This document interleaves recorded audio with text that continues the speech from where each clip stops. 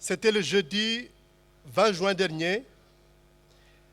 Le nonce apostolique, Monseigneur Waldemar Sommertag, ici présent, venait de rendre publique ma nomination comme évêque de Ziguinchor. Ce jour-là, tout naturellement, il s'est produit un bouleversement dans ma vie qui prenait une autre dimension et orientation. Les jours suivants ont été décisifs. Après les émotions fortes, il fallait envisager avec sérénité la mission nouvelle.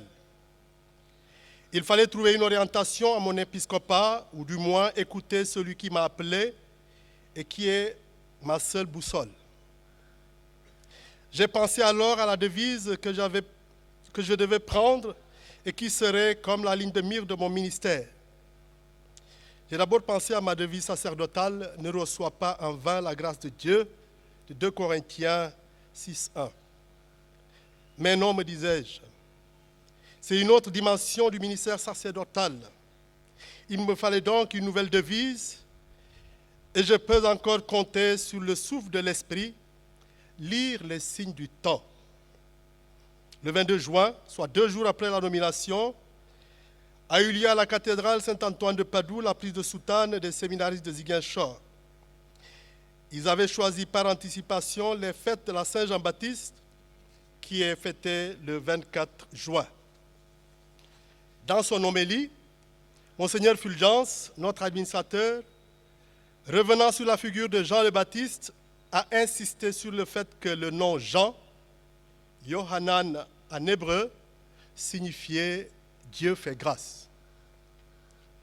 À cet instant, assis dans le chœur, à côté de la cathèdre, je me suis dit, voilà, ma devise est là, Dieu fait grâce.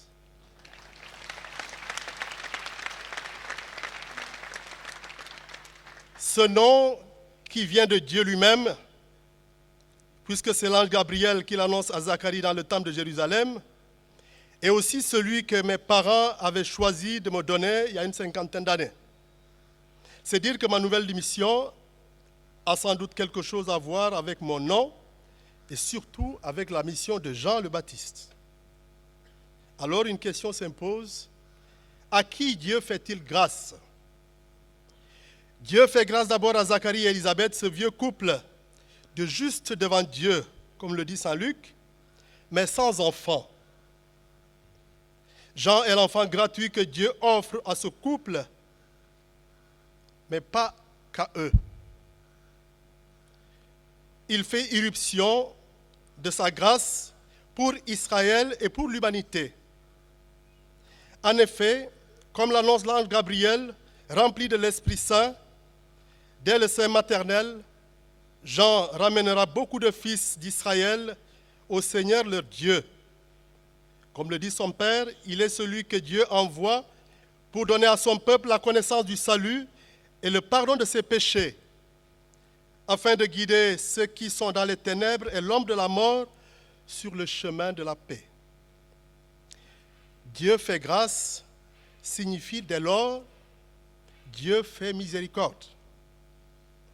C'est ainsi aussi que l'a compris le père Paul Bakary-Mané du foyer de charité de Sindon, qui pendant 15 jours, du 27 octobre au 10 novembre, a choisi comme titre de ma préparation spirituelle « Dieu fait grâce » comme évêque, révéler le visage de miséricorde de Dieu.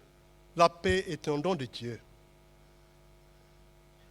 Mais si la paix est un don de Dieu, elle n'est pas réalisée sans l'homme. Comme le dit le pape Jean-Paul II, elle demande qu'il s'y engage.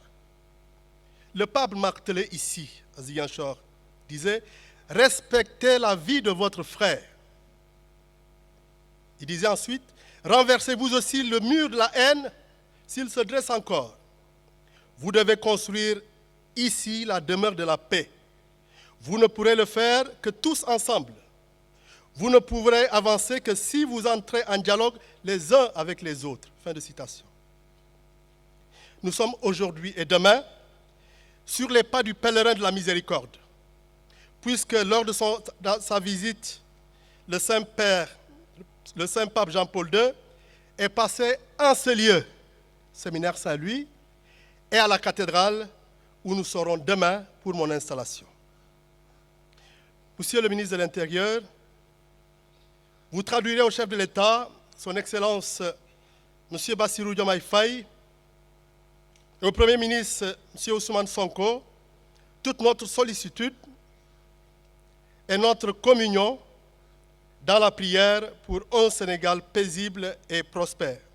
Si j'ai voulu rappeler ces paroles du Saint-Père, du Saint-Pape Jean-Paul II, qui résonnent encore dans la mémoire de notre peuple, c'est parce que 32 ans après, l'Église de Ziguinchor porte le même souci de la stabilité de la région et compte s'engager davantage, ensemble avec tous les acteurs politiques, religieux, universitaires, société civile et population, pour qu'enfin qu'on tourne la page du conflit pour passer à une nouvelle page de l'histoire de notre région, celle du développement et du rétablissement de la dignité humaine.